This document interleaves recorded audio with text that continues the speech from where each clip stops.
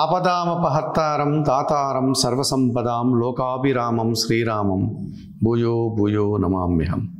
సుప్రభాతం channel ప్రేక్షకులందరికీ నమస్కారం. 2025 April మాసంలో ద్వాదశ రాశుల వారికి మాస ఫలితాలు. ఈ 2025 ఏప్రిల్ మాసంలో ఈ 12 రాశుల్లో ముందుగా మేషరాశి వారు. మేషరాశి వారికి పంచమాధిపతి అయినటువంటి సూర్య భగవానుడు ఏప్రిల్ నెల 13 నుంచి మేషరాశిలో జన్మరాశిలో సంచారం కొనసాగించడం వల్ల సూర్య భగవానుడు మేషరాశిలో ఉచ్చస్థానాన్ని పొందడం వల్ల ఈ మేషరాశి వారికి వీరి ఆలోచనలకు అనుగుణంగా కార్యక్రమాలంతా కూడా నిర్విఘ్నంగా కొనసాగేటువంటి పరిస్థితి కనిపిస్తుంది. ఇష్టంగా చేసే కార్యక్రమాలంతా కూడా వారు విజయవంతంగా పూర్తి చేసుకోగలుగుతారు. ముఖ్యంగా ఉన్న ఉద్యోగంలో పదోన్నతులు కానీ లేకపోతే ఉద్యోగంలో బదిలీ కానీ స్థానచలనం కానీ జరగడానికి అవకాశం కనిపిస్తుంది. నూతన ఉద్యోగ ప్రాప్తి, ఆ ఉద్యోగానికి తగినటువంటి ఆదాయం సమకూరేటువంటి సూచనలు కనిపిస్తున్నాయి. అలాగే భాగ్య వ్యయాధిపతి అయినటువంటి గురువు ఈ ఏప్రిల్ మాసం అంతా కూడా ద్వితీయ భావంలో వృషభ రాశిలో సంచారం కొనసాగించడం వల్ల మీ మాటకు విలువ పెరుగుతుంది. సమాజంలో మంచి గుర్తింపును తెచ్చుకోగలుగుతారు. వృత్తి ఉద్యోగ వ్యాపారాల్లో మీదైనటువంటి ఒక శైలిలో విజయాలను అందుకుని ఆనందంగా ముందుకు సాగుతారు. ద్వితీయ సప్తమాధిపతి అయినటువంటి శుక్రుడు ఈ నెలంతా కూడా వ్యయమైనటువంటి మీనరాశిలో సంచారం కొనసాగించడం వల్ల మేషరాశి వారికి స్త్రీజన సహకారంతో కుటుంబ సౌఖ్యాన్ని పొందడానికి అవకాశం ఉంటుంది. జీవిత భాగస్వామి సహకారంతో ప్రశాంతంగా కొన్ని శుభకార్యాలు నిర్వహించుకోగలుగుతారు. కేతువు షష్టమ భావంలో కన్యా రాశిలో సంచరిస్తున్నాడు. ఏప్రిల్ మాసం అంతా కూడా ఆయన ఆ కేతువు అలాగే తన సంచారాన్ని షష్టమ భావంలో కొనసాగించడం వల్ల రుణ రోగ శత్రు విముక్తిని ఈ మేషరాశి వారి ఈ మాసంలో పొందగలుగుతారు. అనగా కొన్ని రుణాలు తీర్చుకోగలుగుతారు.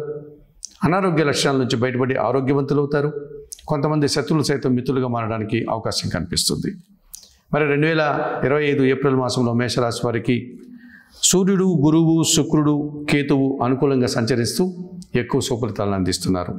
అయితే బుధుడు, శని, రాహువు, ప్రధానంగా కుజుడు, ఈ 4 గ్రహాలు వీరికి కాస్త ప్రతికూలంగా సంచరించేటువంటి పరిస్థితి ఈ మాసంలో కనిపిస్తుంది.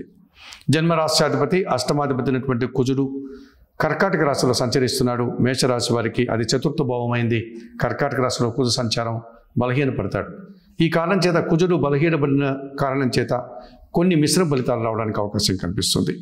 భూ వాహన సంబంధమైనటువంటి లాభాలు కానీ, కుటుంబంలో ప్రశాంత వాతావరణం కానీ, కొన్ని సందర్భాల్లో కుటుంబంలో ఘర్షణ వాతావరణం కానీ ఏర్పడడానికి అవకాశం కనిపిస్తుంది.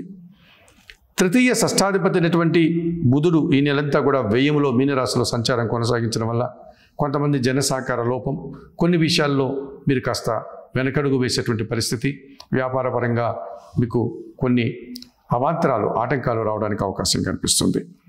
దశమ లాభాధిపతి అయినటువంటి శని భగవానుడు వ్యయములో 12వ ఇంట సంచరిస్తున్నాడు. మీనరాశిలో మీకు వ్యయ శని, ఏళ్ళనాటి శని ప్రారంభమైంది. ఈ కారణం చేత మీకు ఉన్న వృత్తి ఉద్యోగ వ్యాపారాలతో పాటు మరింతగా పని భారము, శ్రమ అధికమయ్యే సూచనలు కనిపిస్తుంది. శారీరకమైనటువంటి చిన్న చిన్న శ్రమలు, చిన్న చిన్న బాధలను మీరు అనుభవించక తప్పదనిపిస్తుంది. అలాగే రాహువు వ్యయంలోనే సంచరిస్తున్నాడు. దుబారా ఆలోచనలు, దుబారా ఖర్చులు, విదేశీ సంబంధించిన వ్యవహారాలంతా కూడా మీకు ప్రతికూలంగా రావడానికి అవకాశం కనిపిస్తుంది.